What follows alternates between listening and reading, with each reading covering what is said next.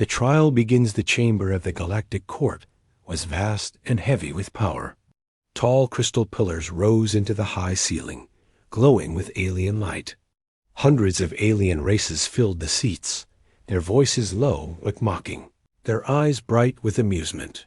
They had come to see a spectacle. Humanity was on trial. At the center of the chamber stood a single platform. On it, the small group of human delegates waited. Their uniforms were simple, not grand or decorated like the aliens around them. To the court, they looked weak, small, and unworthy of being here. The head judge, a tall insectoid creature with eyes like mirrors, slammed its staff against the floor. The sound echoed through the chamber like thunder. "Humans," the judge said in a cold, metallic voice, "you stand accused of spreading chaos in the galaxy. You disrupt peace. You cling to violence. You are a danger to the order we have built." Laughter rolled through the chamber. Some alien voices hissed, some boomed, others clicked in strange rhythms. It was the sound of hundreds of species mocking one. The human leader, an older man with gray hair and tired eyes, stepped forward. His name was Ambassador Hale. He had faced wars, death, and politics on Earth. But here, in this alien court, his voice was drowned by laughter. "We only ask for fairness," Hala said. His voice carried strength, but it was not enough. "Humanity has fought to survive. We do not seek war. We only seek a place among the stars." The words were swallowed by alien laughter. Fairness? One alien ambassador sneered, its long tentacles curling with amusement. "From humans? You come from a death world, a planet that kills even its own kind. You are a savage species." Another voice shouted, "You bring fire wherever you go." More laughter followed. The humans stood still, their faces calm, but their eyes sharp. They did not argue. They did not shout back. Among them stood a woman, silent. Her dark eyes watched the court carefully, but she said nothing. She was not the leader. She was not the official speaker. Yet there was something in her, gaze that unsettled even those who mocked. The court continued its insults. One alien with shimmering scales spoke loudly. "You are children playing with weapons. You think you matter? The galaxy does not need you. It will be safer without you." The humans remained quiet, but the silence was not weakness. It was waiting. "Ambassador," Plea tried once more, "we have suffered much, but we endure. Humanity is not a threat, unless you force us to be. We ask only to be treated as equals." The chamber exploded with laughter again. The insectoid judge leaned forward, eyes shining. With cold amusement, "Equals? You are nothing but a fragile species. You bleed. You break. And when you are gone, the galaxy will forget you." For the first time, the woman on the platform stepped forward. She had no title, no official role, but her presence was strong. The room grew quieter, almost without reason. She did not speak. Yet she only stood there, her face calm, her eyes unblinking. The judge tilted its head. "And who are you?" it asked with mock curiosity. "Another human to beg for mercy?" The woman's lips curved into the smallest of smiles. "I am no one," she said softly. Her voice carried strangely, reaching every corner of the chamber. But sometimes it is the voice of no one that changes everything. The court went still for a moment. Then, as if refusing the weight of her words, the aliens laughed once more. But this time, the laughter did not feel so strong. The human delegation exchanged quiet looks. They knew something had shifted, even if the aliens had not realized it yet. The woman remained still, her hands clasped before her. She did not raise her voice. She did not shout against the laughter. She simply waited.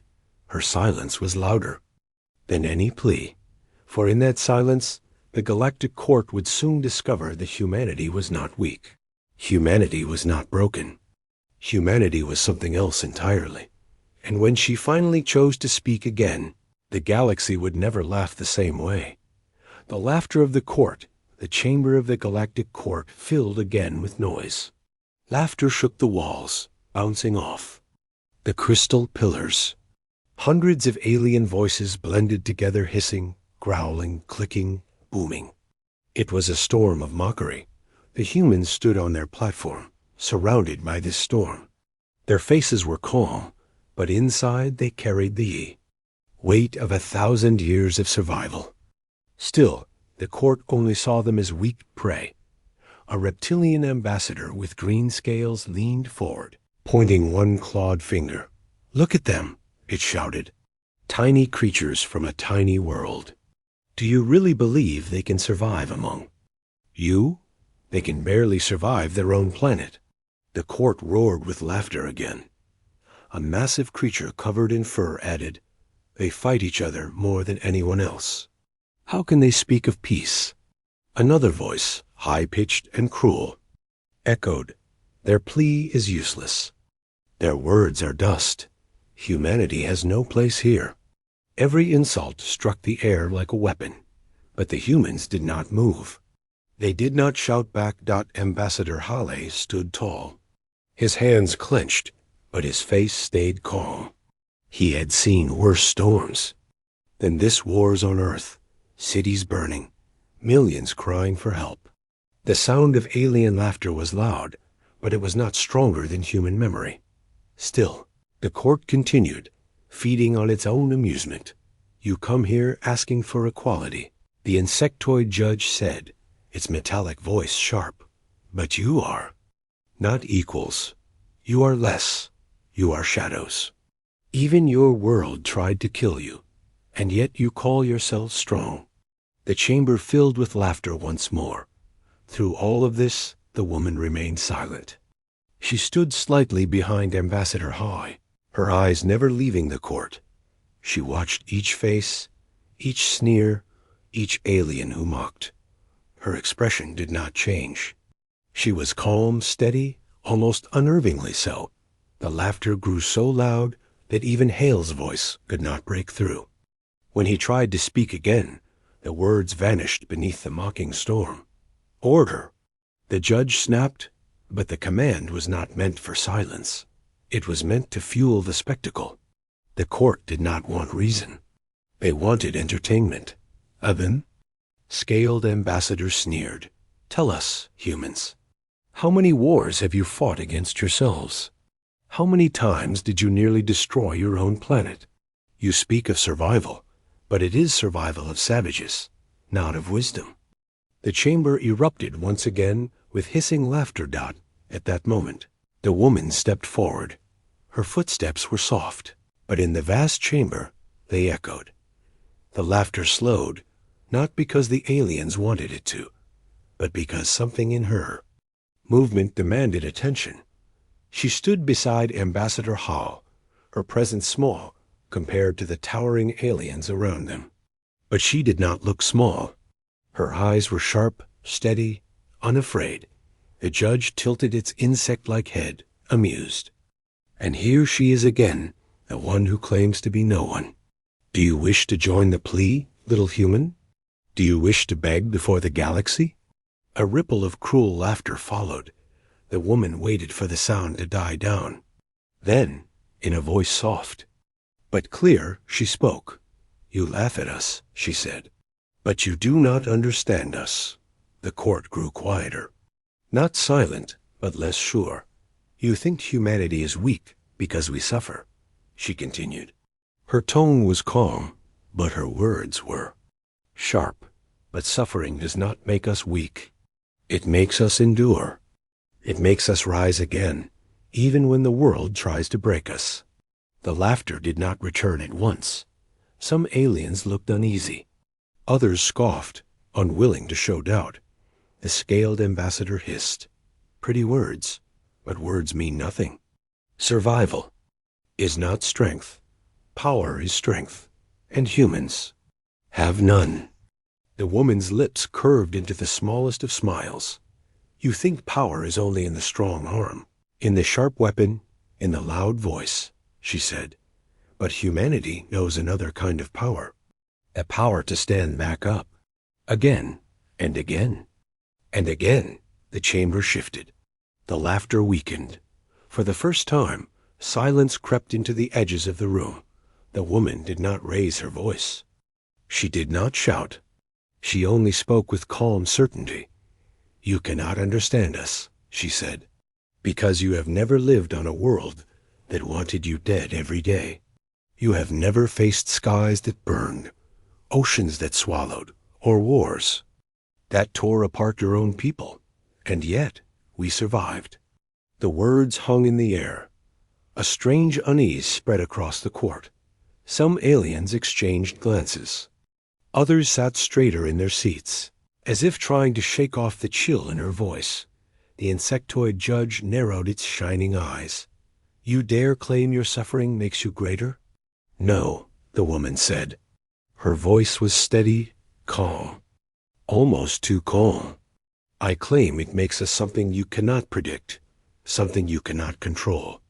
And with that, the chamber grew quiet, not fully silent, not yet. But the laughter was gone. For the first time since the trial began, the court was not sure if it should laugh or listen. The voice of the survivor of the chamber was quieter now. The endless storm of laughter had weakened. The echoes of mockery still hung in the air, but they were fading. Something in the woman's words had cut deeper than the aliens expected. For a moment, the court simply stared at her. Thousands of alien eyes, round, narrow, glowing, or cold, watched the lone human woman who stood so calmly. Ambassador Hawley turned his head slightly toward her. He had not asked her to speak. She was not part of the official delegation. Yet, deep inside, he knew she had taken the moment that humanity desperately needed. The insectoid judge broke the silence first. Its metallic voice rang through the chamber. "You speak boldly, human. You tell us of pain, of survival. But pain is not greatness.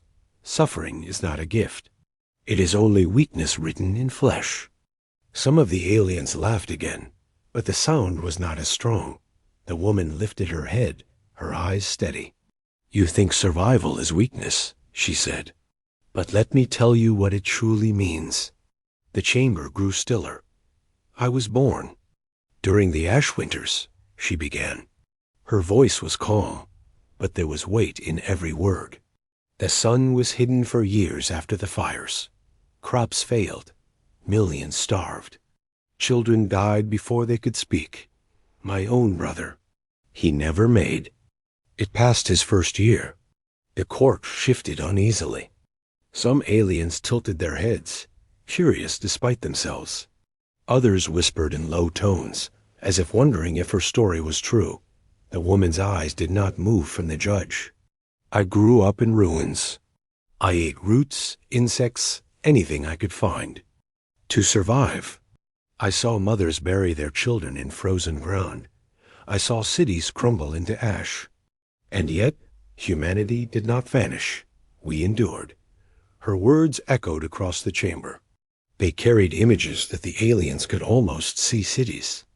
Of fire, skies black with smoke, children crying in the cold. She continued. "When the plagues came, we endured. When the bombs fell, we endured. When the seas rose and swallowed our homes, we endured. Each time the world tried to end us. Each time we stood again." The scaled ambassador hissed loudly. "Stories. Nothing but sad stories. They prove nothing." The woman turned her gaze on him. "They prove everything," she said, "because you cannot understand what it means to keep walking when everything you love is gone. You cannot understand what it means to rise when your world is already ended." For the first time, the scaled ambassador had no reply. The woman's voice softened, but it carried farther than before. "Do you know what it means to bury your family with your own hands and still live another day? Do you know what it means to rebuild with nothing but your own broken body? That is humanity. That is who we are." The chamber was silent now. Even the judge did not speak. The woman stepped forward until she stood at the very edge of the human platform. Her voice remained calm, steady. You call us fragile. You call us weak. But we survived a world that tried to kill us every single day. We survived each other. We survived ourselves. That is why you cannot break us. You can only make us stronger. The silence spread across the court like a heavy fog. The laughter was gone. The mockery was gone. Her eyes scanned the chamber, meeting alien eyes one by one. You have never faced a storm like ours. You have never lived on a world that wanted you dead before you took your first breath. And yet, here we stand, small. Yes, fragile. Yes, but unbroken. A ripple of unease moved through the alien seats. The insectoid judge finally leaned forward, its voice harder now. You speak of survival as if it is power. You speak of pain as if it is strength. But tell me, human, what happens when you cannot rise again? What happens when the galaxy itself stands against you? The woman looked straight into the judge's mirrored eyes. Then we will rise one last time, she said. Her words were simple, but they carried like thunder. And even if we fall, the galaxy will never forget that humanity stood. For several heartbeats, no one in the court spoke. Ambassador Halle felt his chest tighten. He had seen battles, speeches, and politics across his life, but he had never seen silence like this. Not silence born of respect, but silence born of fear. The court was no longer laughing. The court was listening. The woman stepped back, her face calm as before. She did not look proud. She did not look angry. She simply looked steady like stone, unshaken by the storm. And in that moment, the balance in the chamber had shifted. Humanity was no longer the begging child in the eyes of the galaxy dot. They were the survivor who refused to die. The silence. Falls the chamber of the galactic court had never been this quiet. For the first time in its long history, the laughter was gone. The sound of mocking voices, which once shook the walls, had been replaced by heavy silence. It pressed down on every seat, on every alien, like an unseen weight. The humans stood on their small platform at the center.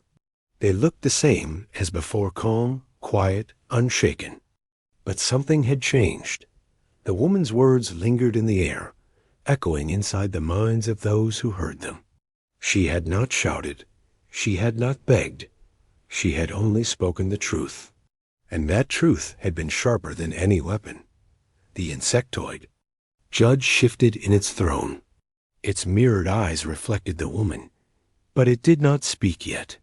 It was measuring her, as though trying to understand what force had silenced an entire court. Ambassador Hall stood beside her, his face unreadable. He had lived his life with careful words, political balance, and endless diplomacy.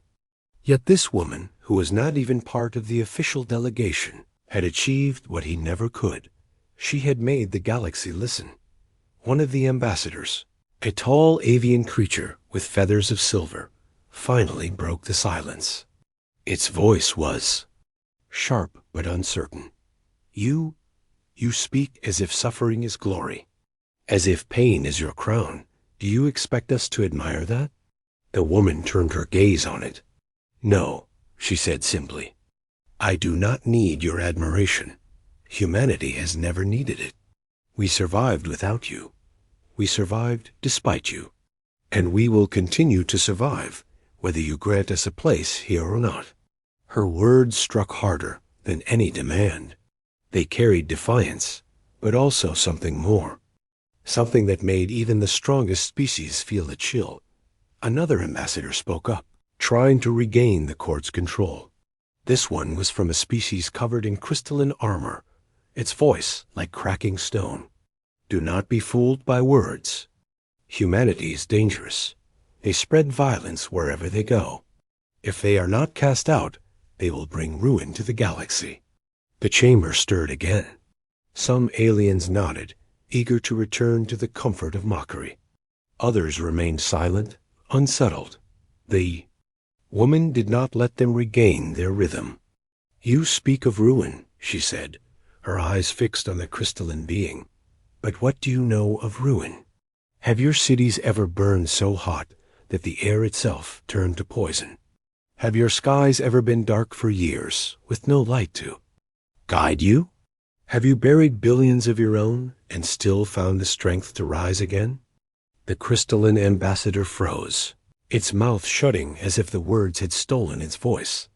The chamber grew tense once more. Ambassador Hollow stepped forward now, his voice steady but heavier than before.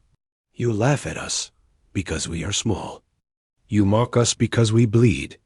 But you forget every scar we carry is proof that we survived what should have killed us." He looked across the chamber. "You see weakness.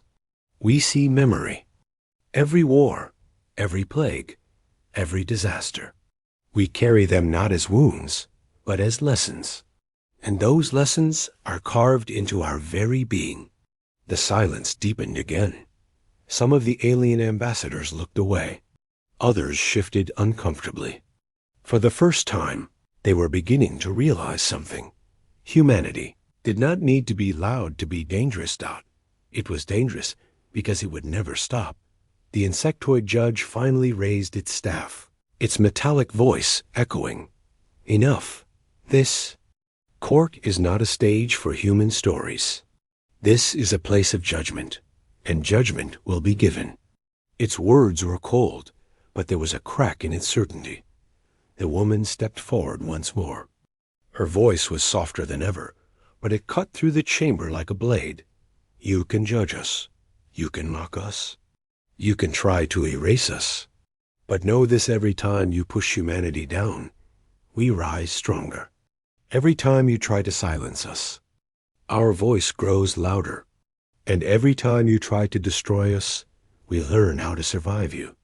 The chamber went still again. She paused, her gaze sweeping across the sea of alien faces. "You laugh now because you believe we are powerless. But remember this moment. Remember that you laughed before, and you will not laugh after." A ripple of unease spread through the court. The silence now was no longer heavy. It was sharp, like the edge of something dangerous, waiting to break free.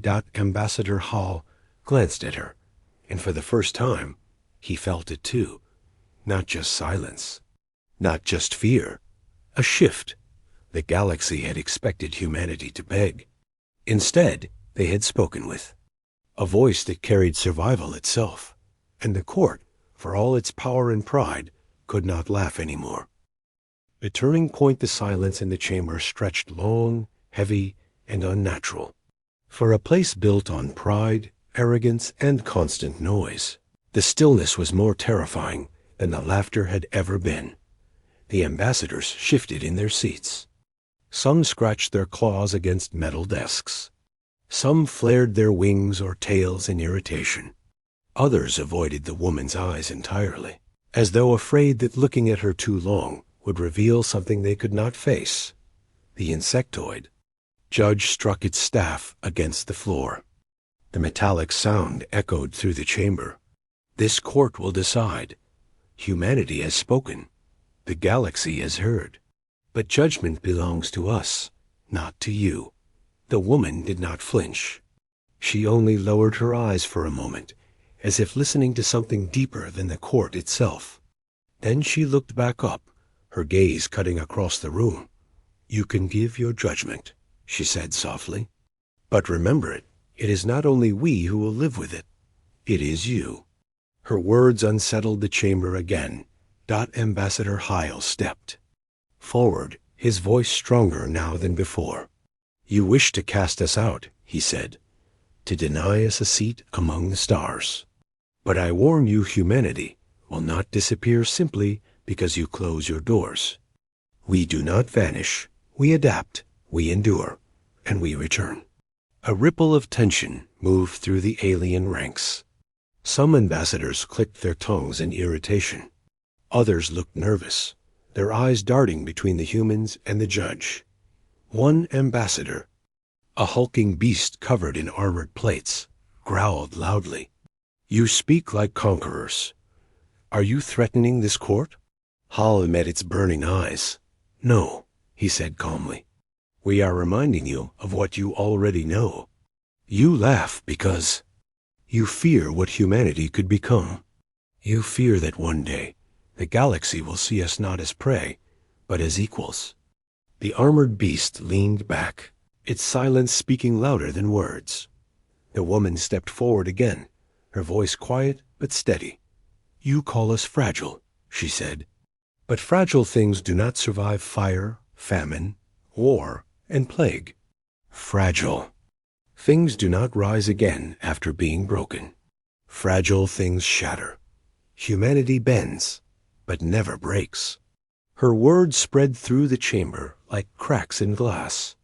Each sentence weakened the laughter that had once seemed unshakable. The avian ambassador with silver feathers tilted its head, its eyes narrowing. And what if we choose war? It asked coldly. What if the galaxy decides that humanity must be erased before it grows too dangerous? The woman did not blink. Then you will learn what every storm, every plague, every war on Earth already learned, she said. Her tone never rose, but it carried a chilling certainty. That the harder you try to kill humanity, the stronger we become. The chamber froze. For a moment, no one spoke. The words hung in the air like thunder, waiting to strike. Ambassador Hall felt a knot tighten in his chest. He knew her voice was not just defiance. It was a warning. And the court could feel it too.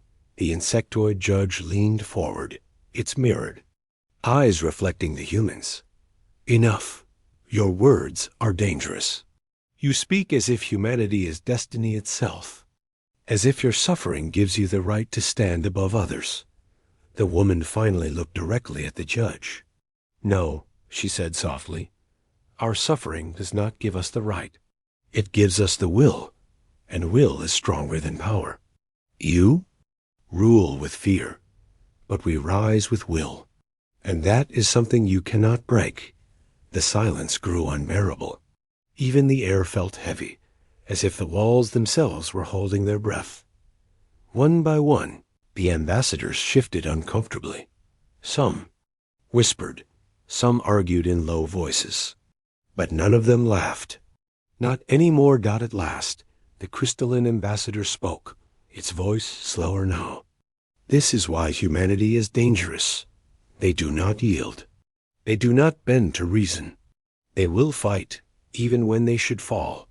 But its words did not sound like accusation anymore. They sounded like fear. The insectoid judge raised its staff again, but this time its voice carried hesitation. This court will recess. We will deliberate. Judgment is not yet decided. The staff struck the floor. The sound rang through the chamber, but it no longer felt like control. It felt like retreat. Ambassador Halle let out a quiet breath. He knew what had just happened. The laughter was gone. The court had been shaken. The woman stood still, her expression calm. But her eyes carried the weight of every word she had spoken. She had not come to beg. She had not come to plead. She had come to remind the galaxy of something it had forgotten. Humanity did not survive because it was strong. It survived because it refused to die. And now, for the first time, the galaxy understood what that truly meant. The fear spreads, the recess was called, and the vast chamber emptied into a maze of private halls and secret meeting rooms. But though the court had left the floor, the silence followed them. There was no laughter now. No smug whispers of victory. Only fear. The ambassadors gathered in clusters. Their voices were low, sharp, and tense. She spoke as if humanity cannot die, hissed the scaled ambassador, its forked tongue flicking nervously. That is madness. No species is unbreakable. Madness? The avian with silver feathers snapped. Its wings twitched, betraying unease. Or truth. You saw the way she spoke. No begging, no fear. Tell me, what prey looks into the eyes of its hunters and does not tremble? The crystalline ambassador shifted uncomfortably. Its armor made small cracking sounds. She is dangerous. Words are not weapons, yet hers cut deeper than blades. Did you not feel it? As though she spoke. Not just to us, but to something inside us. The insectoid judge stood apart from the others, silent. Its mirrored eyes caught the light of the great chamber doors, but it said nothing. For the first time in memory, the court felt unsure of itself. Ambassador Holly and the woman waited in their small chamber, guarded by drones. They said nothing. Hale's face was calm, but inside his heart pounded. He knew the silence in the halls was not victory. It was something sharper, more dangerous. Fear had taken root. In another room, the armored beast slammed a clawed fist against the wall. We cannot allow them entry into the Galactic Union. They are too unpredictable, too stubborn. If they are given a seat, they will spread like fire through dry fields. The silver-feathered avian leaned closer, its voice lowered, almost trembling. And if we deny them, do you not feel it? They will not simply vanish into the dark. They will endure, and they will return stronger. That is what terrifies me. The armored beast growled, but it had no answer. Across the halls, whispers multiplied. They survived fire, famine, war. They should have broken long ago. What kind of world makes survivors like that? If they endured their own planet, what will they do to ours? The fear spread like a shadow across every corridor of the court. Some ambassadors tried to laugh, to shake off the unease, but their voices were hollow. Others argued for action-swift, decisive action. But beneath their words was doubt. A doubt. They could not kill. For the first time, the galaxy realized something terrible. They were not facing a fragile species. They were facing one that refused to die. Back in the human chamber, Ambassador Hawley finally spoke, his voice low. You've shaken them. They are afraid. The woman's eyes were steady. Good. Fear is the beginning of respect. Hawley studied her, uncertain. You know what this means, don't you? If they fear us too much, they may try to destroy us. Her reply was calm, almost cold. And let them try. They will learn what Earth has already taught us, that survival is the greatest weapon of all. Hale's chest tightened. He could not tell if her words were warning or prophecy. Meanwhile, in the private council of judges, the insectoid leader finally spoke. Its metallic voice was sharp, but quieter than usual. They think themselves unbreakable. If we grant them a seat, the galaxy will fear them. If we deny them, the galaxy may face them. Either way, humanity will not vanish. Another judge, smaller and cloaked in shadow, replied. Then the question is not whether humanity survives. The question is how long before they rise higher than us. The words struck the judges into silence. None of them answered that the fear had spread too far. It was no longer about whether humanity deserved a place. It was about what humanity would become if they were denied. The decision, once thought simple, now felt like holding fire in bare hands. The court had mocked humanity. They had laughed at its plea. But now, laughter was gone.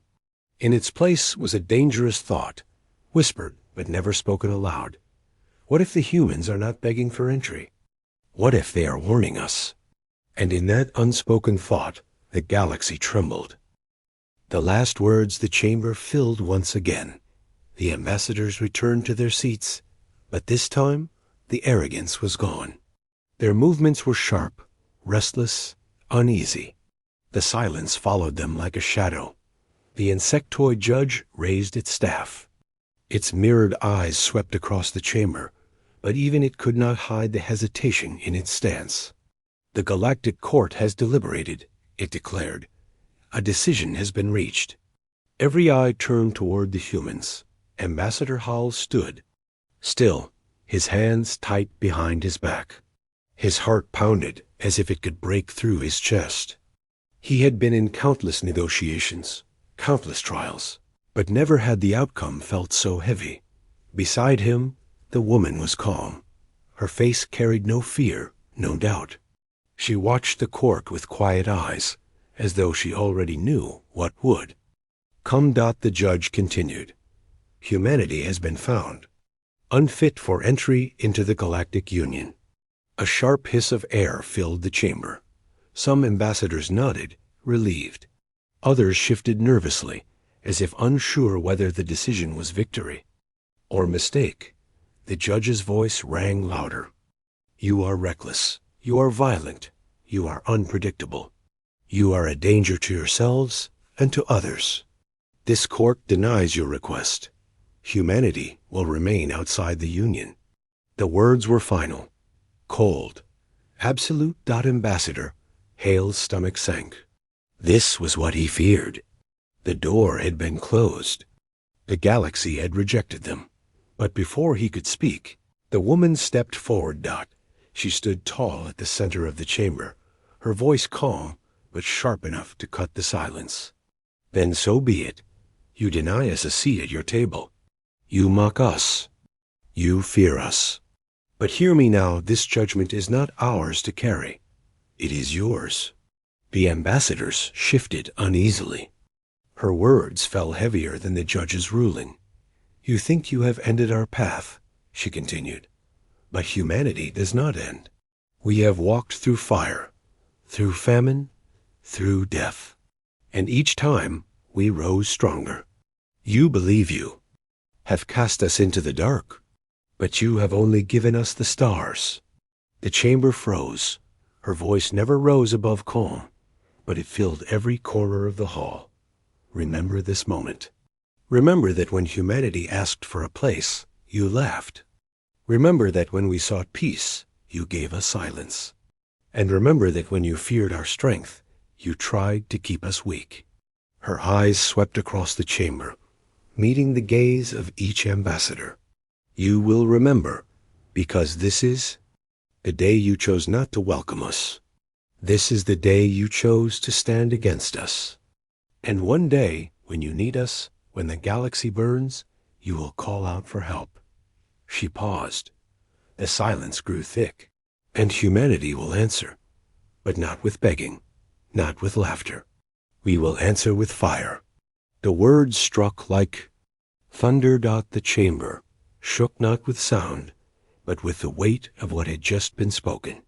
Ambassadors glanced at one another, in shock, in fear, in disbelief. The insectoid judge slammed its staff against the floor. "Enough! This hearing is over. Remove them from the chamber." Security drones moved forward, but none of the ambassadors spoke. None dared to laugh. As the humans were led away, the woman turned once more.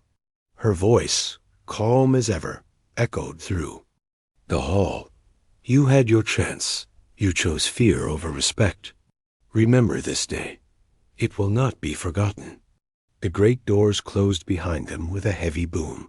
For a long time, no one moved. The ambassadors sat frozen in their seats, as though the air itself had turned to stone. Finally, the silver-feathered avian whispered, its voice trembling. "They came here asking for peace. We sent them away with fire." The crystalline ambassador lowered its head, its voice cold with dread. "Then the galaxy has sown its own storm." And so, in the heart of the galactic court, the laughter that once mocked humanity was gone forever. In its place was fear of the species that refused to die, fear of the people who would rise again, fear of the last words that promised fire. And the galaxy, though it did not know it yet, had just changed forever.